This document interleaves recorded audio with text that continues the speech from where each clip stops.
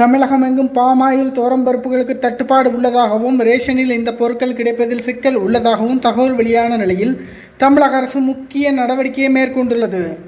தமிழக ரேஷன் கடைகளில் சிறப்பு பொது விநியோக திட்டத்தின் கீழ் 1 கிலோ கனடா மஞ்சள் பருப்பு 330 ரூபாய்க்கும் 1 லிட்டர் பாமாயில் 25 ரூபாய்க்கும் விற்கப்படுகிறது.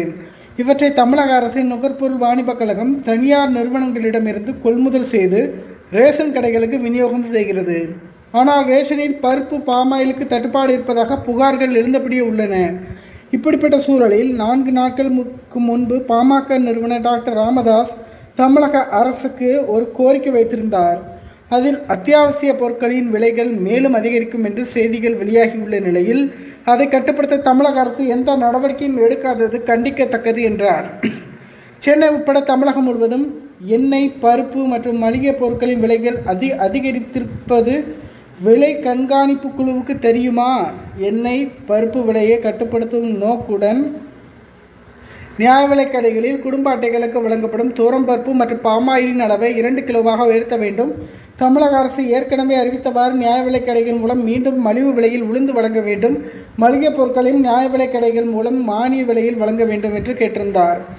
ஏற்கனவே பருப்பு பாமாயிலுக்கு பற்றாக்குறை நிலவுவதாக தகவல் வெளியான நிலையில் டாக்டர் ராமதாஸின் இந்த கோரிக்கையானது மிகுந்த கவனத்தை ஈர்த்திருக்கிறது.